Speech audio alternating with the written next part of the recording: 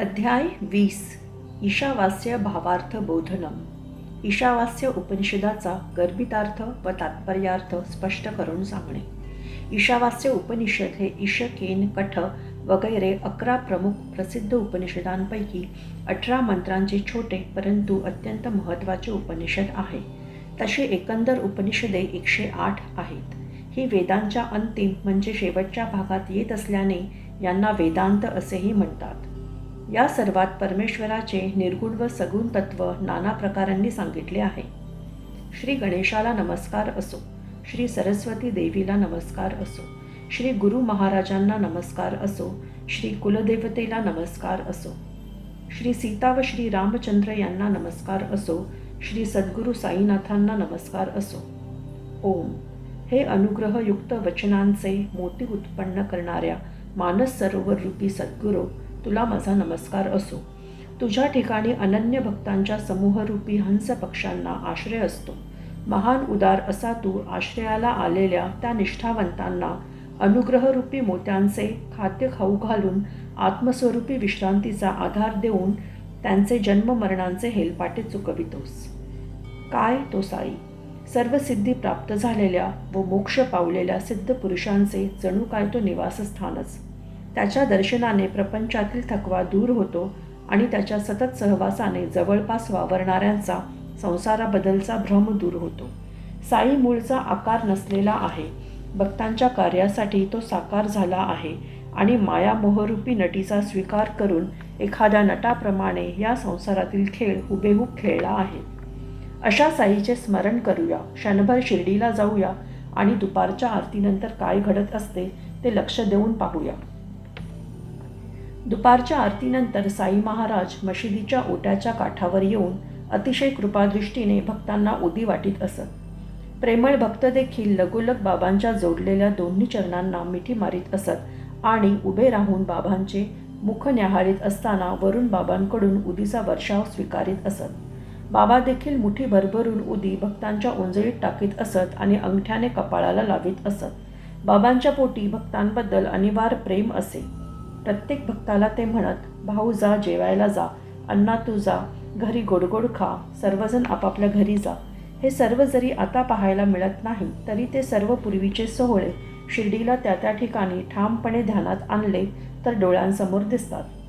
असो, अशा तऱ्हेने ध्यान करून बाबांकडे पायांच्या अंगठ्यांपासून चेहऱ्यापर्यंत पाहून त्यांच्या चरणी प्रेमाने लोटांगण घालून कथेची संगती पुढे चालवूया. मागील अध्यायाच्या शेवटी श्रोत्यांना मी सांगितले होते की बाबांनी श्रुतीचा अर्थ एका मोलकरणीकडून उकलविला होता. प्रसिद्ध कीर्तनकार गणुदासांनी ईशावास्य भावार्थ बोधिनी नावाचा ग्रंथ लिहिण्यास सुरुवात केली होती. मनात काही आशंका उद्भवली आणि ती शिर्डीत नेऊन सद्गुरू साईंच्या चरणी घातली.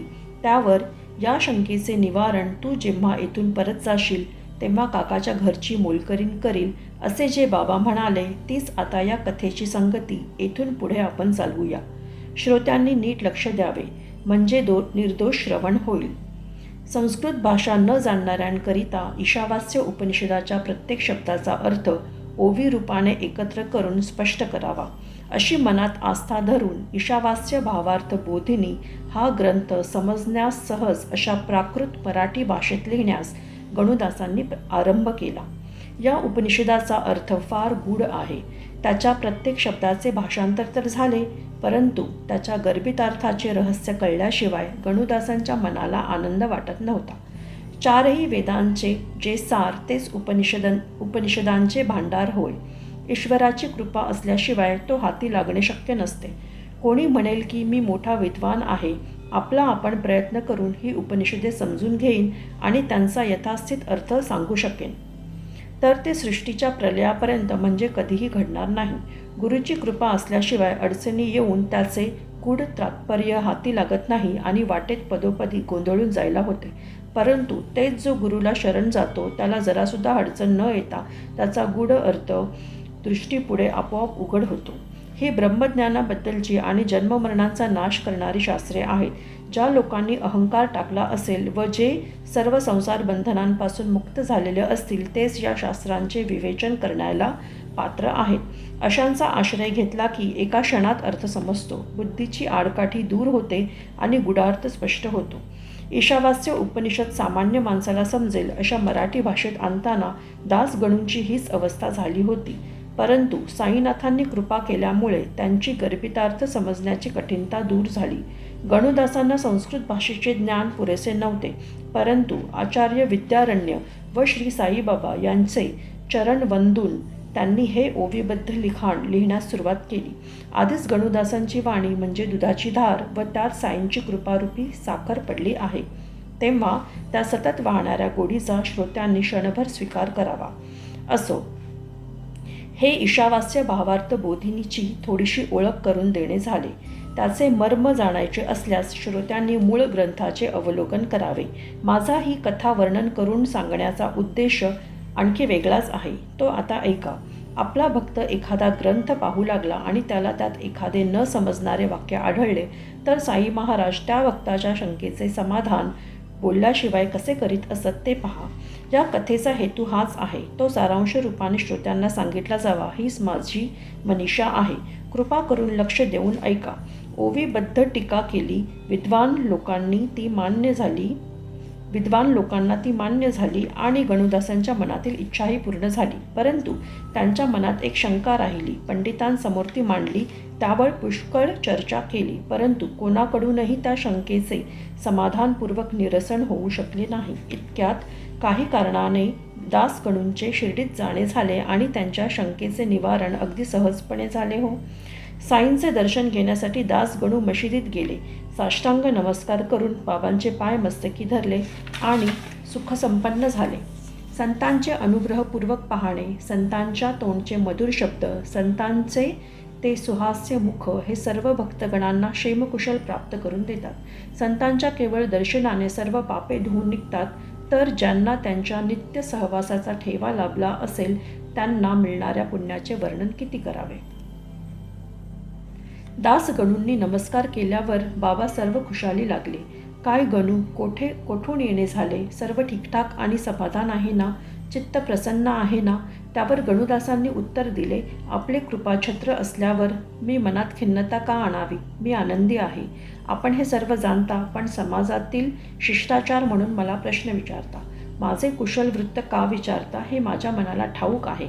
स्वतः माझ्याकडून एखाद्या गोष्टीला सुरुवात करविता आणि ती रंगरूपात येऊ लागली की मध्येच अशी मेख मारता की तिचा उलगडा कोणाला होत नाही. असो, त्या दोघांचा परस्पर संवाद चालला आणि गणुदासांनी बाबांचे पाय चेपण्यास सुरुवात केली. मग हळूच ईशावास्य भावार्थ बोधिनी संबंधी प्रश्न विचारला. बाबा, ईशावास्य भावार्थ बोधिनी लिहून जाता लेखणी अडखळते व मनात शंका कुशंका उभ्या राहतात. आपण त्या उलगडून सांगा. असे म्हणून गणुदासांनी जो प्रकार घडला तो अथपासून इतिपर्यंत बाबांच्या पायी सादर केला आणि फेडण्यास कठीण अशी ती आशंका त्यांच्यापुढे मांडली. गणुदास साईनाथांना अजिजीने म्हणाले, बाबा, माझे ग्रंथ लिहिण्याचे परिश्रम फुकट जात आहेत. ईशावास्य उपनिषदाबद्दलची माझी हकीकत तुम्ही जाणता. माझी आशंका दूर झाल्याशिवाय त्या ग्रंथाचा गूढार्थ मला कळणार नाही. त्यावर महाराज आशीर्वादपूर्वक आश्वासन देऊन म्हणाले, तू प्रसन्न मनाने राहा. यात काय कठीण आहे रे? आल्या ठिकाणी परत जाशील तेथे काकांचे मूल करीन, तुझ्या शंकेचे निवारण करील की. काका म्हणजे भाऊसाहेब दीक्षित, बाबांचे एक प्रेमळ भक्त, जे सदा सर्वदा काया वाचा मनाने सतत गुरुसेवेत मग्न असत.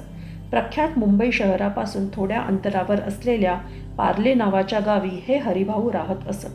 घरी आईबापांनी ठेवलेले त्यांचे नाव हरी होते. लोक त्यांना भाऊसाहेब म्हणत असत, परंतु बाबांनी तिसरेच ठेवले होते. काका महाजनींना बाबा बडे काका म्हणत, नानासाहेब निमोणकरांना ते म्हातारे काका म्हणत, तर भाऊसाहेबांना लंगडे काका किंवा बंब्या काकाही म्हणत असत. आईबाप एक नाव ठेवतात, राशीचे ते दुसरे आणखीच नाव असते. काहींना टोपण नावानेही हाक मारली जाते. अशा प्रकारे नावाच्या अनेक तऱ्हा आहेत. साई महाराज वेळोवेळी जी निरनिराळी नावे ठेवीत तीच पुढे चालत असत. जणू काय आपल्याला लाभलेली ती पदवीच किंवा श्रेष्ठत्व दर्शविणारे चिन्हच आहे, अशा भावनेने बाबांचे भक्त ती नावे प्रेमाने धारण करीत असत. भाऊसाहेब दीक्षितांना कधी भिक्षू तर कधी काका अशा नावांचा छाप बाबांनी पाडला आणि त्याच नावाने दीक्षित शिर्डीतील लोकात प्रसिद्ध झाले. गणुदासांना व इतर सर्वांच्या मनाला आश्चर्य वाटले की काकांची मोलकरीण ती काय आणि ती ईशावास्याचा प्रश्नाचा उलगडा तरी कशी काय करणार. मोलकरीण ती मोलकरीण, तिचे शिक्षण तरी किती असणार, शहाणी किंवा शास्त्रांची जाणकार तरी काय असणार. सगळेच विलक्षण त्यांना वाटले. कोठे वेदांचा अर्थ लावण्याचे नैपुण्य आणि कोठे एका मोलकरणीची बुद्धी. साई महाराज ही थट्टाच करीत आहेत असे लोक म्हणू लागले. सर्वांना साई महाराज केवळ विनोदच करीत आहेत असे वाटले, परंतु गणुदासांना मात्र ते खरेच वाटले. साईबाबांचे ते बोल ऐकून साईबाबा ते सहज गमतीने वरवर म्हणाले असे जरी लोकांना वाटले तरी गणुदासांना ते सत्यच वाटले.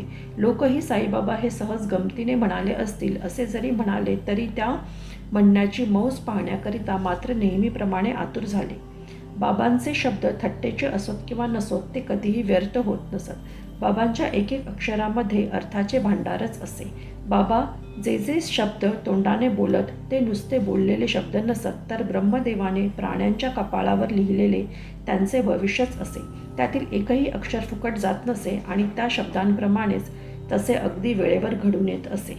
दासगणूंची हीच पक्की भावना होती. दुसऱ्यांची ती कशीही असो, ज्याची जशी श्रद्धा तसे त्याला फळ मिळत असते, जशी भावना तसे फळ, जसा विश्वास तसे बळ आणि जसे अंतःकरण प्रेमळ तसेच निर्मळ ज्ञान प्राप्त होत असते. बाबा ज्ञानीजनांचे शिरोमणी होते, त्यांची वाणी खोटी कशी होईल. आपल्या भक्तांची मागणी पुरवावी हेच व्रत त्यांनी घेतलेले आहे. गुरुचे वचन कधीही खोटे ठरत नसते. ही कथा मन लावून ऐका, म्हणजे संसारातील शारीरिक व मानसिक व्यथा दूर होतील आणि तुम्ही परमार्थ साधण्याच्या मार्गाला लागाल. पुढे गणुदास पार्ले गावी परत गेले आणि काकांची ती मोलकरीण उपनिषदाचा अर्थ लावण्याच्या आपल्या कामी कशी उपयोगी पडते हे पाहण्याची त्यांना उत्कंठा लागली. दुसऱ्या दिवशी सकाळच्या प्रहरी गणुदास बिछाण्यात साखर झोपेच्या मोठ्या आनंदात असताना एक आश्चर्यकारक गोष्ट घडली. कोणी एक कुणब्याची पोर मंजूळ स्वराने गात होती. त्या गीताचे सुंदर माधुर्य गणुदासांच्या हृदयाला जाऊन भिडले.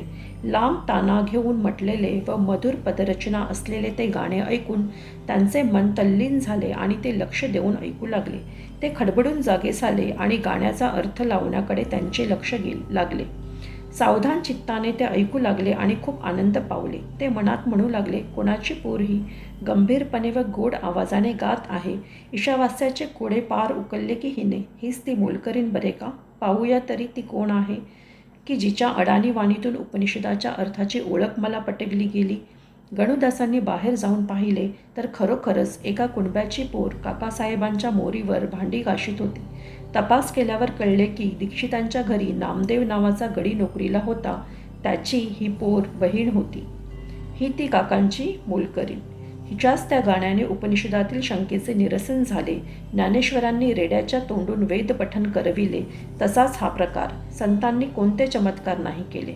अशा प्रकारे या पोरीच्या गाण्याने दासगणूंचे समाधान झाले आणि बाबांच्या थट्टेचा महिमाही सगळ्यांना कळून चुकला. कोणी म्हणतात की गणुदास काकांच्या देवघरात पूजेला बसले होते तेव्हा त्यांनी हे गाणे ऐकले. असो, ते जसे असेल तसे असो. त्याचे तात्पर्य एकच की साई महाराज आपल्या भक्तांना अनेक निमित्ताने कसे शिकवतात ते पहा. आपल्या जागीच बसून मला विचारा. उगीच का रानातून व माळातून इकडे तिकडे शोधत बसता. मीच तुमची जिज्ञासा पुरवीन अशी खात्री बाळगा. मी सर्व ठिकाणी भरलेलो आहे. माझ्याशिवाय रिकामे ठिकाण कोणतेच नाही. भक्तांच्या भावापायी मी कोठेही व कसाही प्रगट होतो. असो, त्या 8 वर्षांच्या पोरीने कमरेला एक फाटक्या परकराचा कासोटा मारलेला होता, तर ती त्या आपल्या गाण्यात एका भरजरी नारिंगी साडीचे डौल गोड आवाजात गात होती. काय त्या साडीचा भरजर, काय त्या साडीचा काठ सुंदर, काय मौजेचा तिचा पदर. ती पोर हे गीत गाण्यात चूर झालेली होती. तिला पोटभर खायला मिळत नव्हते आणि बोटभर चिंधीही गुंडाळायला मिळत नव्हती, परंतु कोणाच्या तरी नारिंगी साडीवर ती बेहद्द खुश झालेली दिसत होती. अशा प्रकारे गरिबीच्या परिस्थितीतही तिचा आनंदी स्वभाव पाहून गणुदासांना तिची दया आली आणि त्यांनी मोरेश्वर प्रधानांना विनंती केली, अहो पहा, हिचे अंग उघडे आहे. तिला एखादे लुगडे द्या ना. तुमची सेवा देवाला पसंत पडेल आणि तुम्हाला पुण्यही लागेल. आधीच मोरेश्वर दयाळू होते. त्यावर दासगणूंची विनंती झाली. त्यांनी लगेच एक सुंदर साडी विकत आणली आणि आनंदाने त्या पोरीला दिली. रोज शिळे व बेचव अन्न खाणाऱ्याला 5 प्रकारच्या मिष्टानांनी भरलेले उंची व चमचमीत जेवण मिळाल्यावर जसा खूप आनंद व्हावा तसा त्या मुलीला ती साडी पाहून झाला. दुसऱ्या दिवशी तिने ती साडी नेसली आणि गरगर फिरून इतर मुलींबरोबर ती फुगडी खेळली. तिला ती साडी फार आवडली होती आणि इतर मुलींपेक्षा तिचा थाटमाट सरस दिसत होता. पुढे दुसऱ्या दिवशी त्या साडीला साठवून ठेवण्याच्या कपड्यात गुंडाळून ठेवून पूर्वीचाच फाटका परकर नेसून ती आली. तरी ती खिन्न किंवा उत्साहहीन दिसत नव्हती. तिने ती नवी साडी न नेसता सांभाळून घरी ठेवली, तरी पण भावनेच्या भिन्नतेपणामुळे गणुदासांना तिची पूर्वीची गरिबी छिन्नभिन्न झालेली भासली. नवी साडी घरी ठेवली आणि फाटके नेसून आली, तरी ती पोर मनात खिन्न दिसत नव्हती. तिला साडीची उणीव भासतच नव्हती. ऐपत नसली म्हणजे फाटके वस्त्र नेसणे आणि ऐपत असली तरी तसेच राहणे याला म्हणतात गरिबी श्रीमंती असल्याप्रमाणेच मिरविणे. सुख किंवा दुःख हे आपल्या भावनेवर असते. गणुदासांचे हेच ते कोडे होते. अशा प्रकारे जेव्हा त्याचा उलगडा झाला तेव्हा त्यांना ईशावास्याचा गड्डा सापडला आणि त्याच्या अर्थाचा बोध ठिकाणी पडला. ईश्वरानेच जेथे हा सारा ब्रह्मांडाचा पसारा व्यापलेला आहे तेथे त्याच्याशिवाय कोठे रिकामी जागा असेल याचा विचारच कोण करील. हे परब्रह्मही पूर्ण आहे आणि हे जगतही पूर्ण आहे. पूर्ण परब्रह्मापासून हे पूर्ण जगत उत्पन्न झाले आहे, म्हणून पूर्ण ब्रह्मातून पूर्ण जगताचा हा आभास काढून घेतला तरी पूर्ण परब्रह्म शिल्लक राहते. त्या पोरीची गरिबीची अवस्था ही ईश्वराचा अंश आहे आणि तो फाटलेला परकर किंवा ती नवी साडी देखील ईश्वराचाच भाग आहे.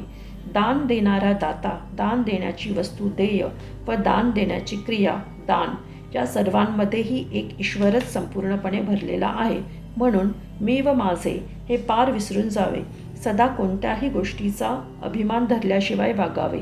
ईश्वराकडून जे ऐश्वर मिळेल ते त्यागपूर्वक उपभोगावे आणि कसलाही अतिलोभ किंवा हाव करू नये. अशी ही बाबांची अमोघ वाणी होती. अनेक भक्तांनी तिचा अनुभव घेतला होता.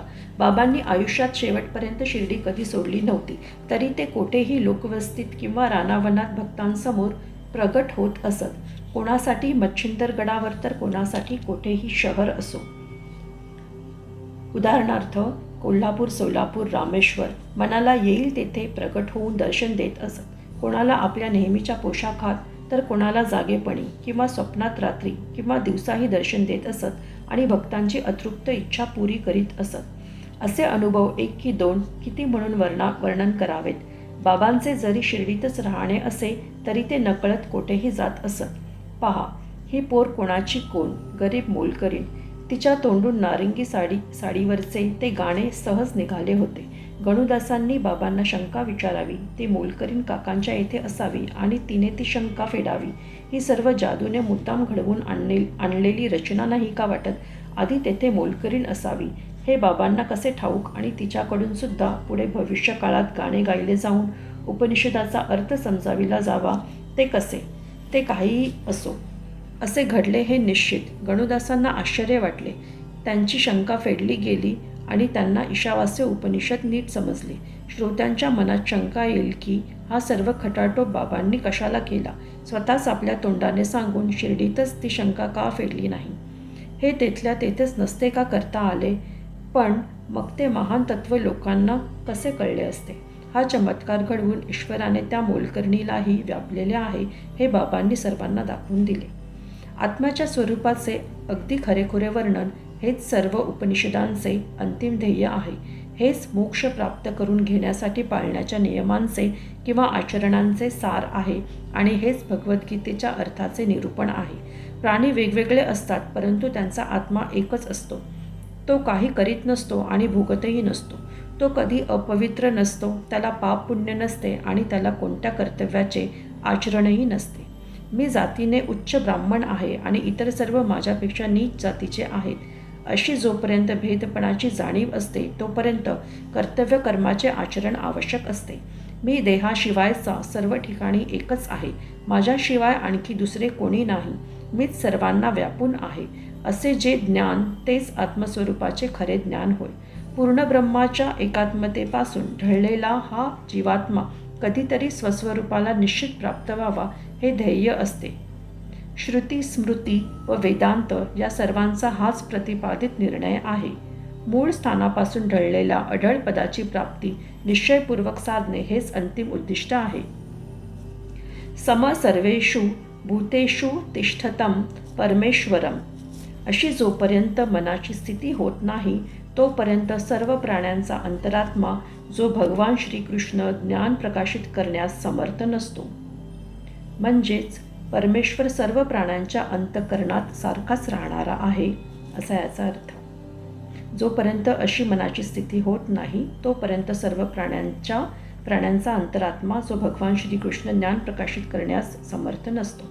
शास्त्रांनी मान्य केलेली कर्मे केल्याने चित्त शुद्ध झाले की सर्व विश्व व परमात्म्याच्या एकरूपतेचा अनुभव येईल आणि संसारातील शोक मोहादींच्या विरुद्ध पूर्णतेला पोहोचलेले ज्ञान प्रकट होईल. जो सर्वांचा स्वामी परमेश्वर संपूर्ण त्रैलोक्यातील चर व अचर प्राण्यांना समाविष्ट करून आहे, जो निष्क्रिय, निष्कल व परात्पर आहे, तो शरीर नसलेला त्रिकाला बाधित अस्तित्वरूपी सत्य म्हणजे सत स्वभाव असलेला आहे. जो हा ईश नाम व रूप असलेले हे विश्व आतून व बाहेरून व्यापून आहे, तो मीच स्वतः विशिष्ट गुणरूपाशिवाय संपूर्णपणे सर्व ठिकाणी भरलेलो आहे. जे मुळात कोणत्याही आकाराशिवायचे असते ते मायेच्या गुणामुळे आकार असलेले भासते. अनेक वासना असलेल्यांच्या मागे हा संसार असतो, पण तोच कोणतीही वासना नसलेल्या या संसारात तथ्य वाटत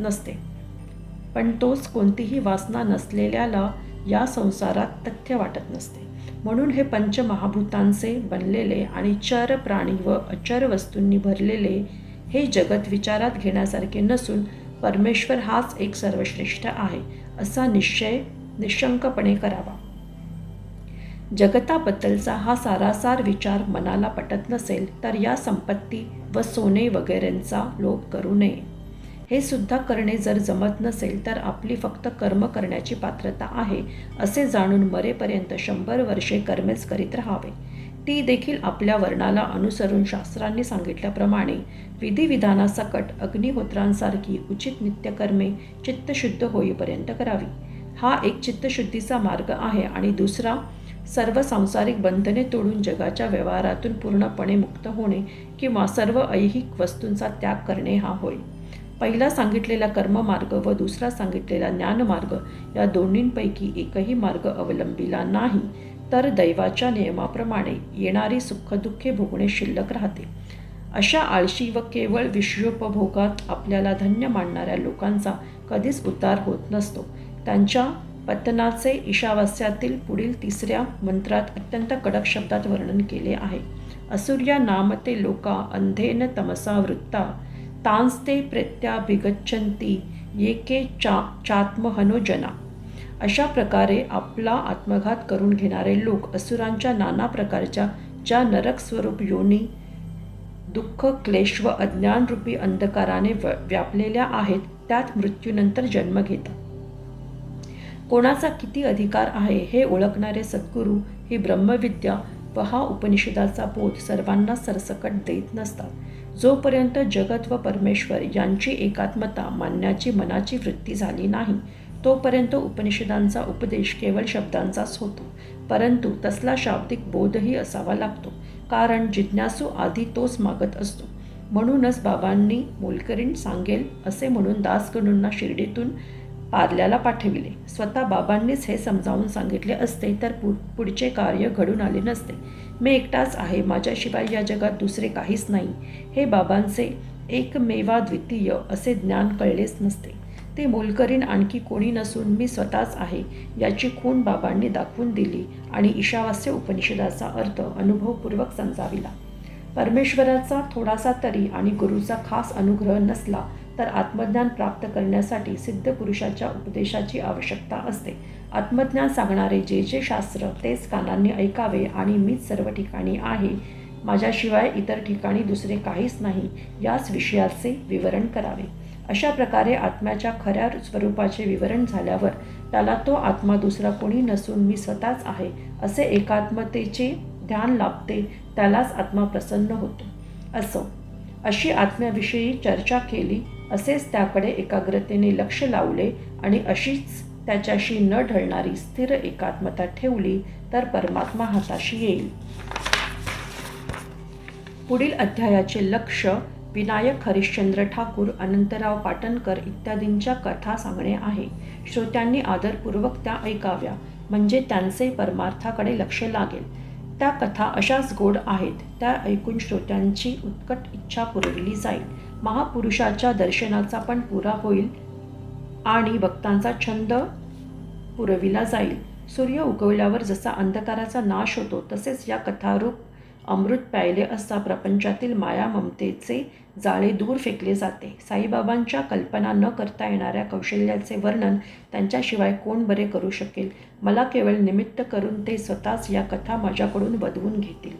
सर्वांचे कल्याण असो, अशा प्रकारे संत व सज्जन यांनी प्रेरणा केलेल्या, भक्त हेमाडपंत यांनी रचलेल्या श्री साई समर्थ यांच्या सत्यचरित्राचा ईशावास्य भावार्थ बोधनम नावाचा 20वा अध्याय समाप्त झाला. श्री सद्गुरू साईनाथांना अर्पण असो. सर्वत्र मंगल असो.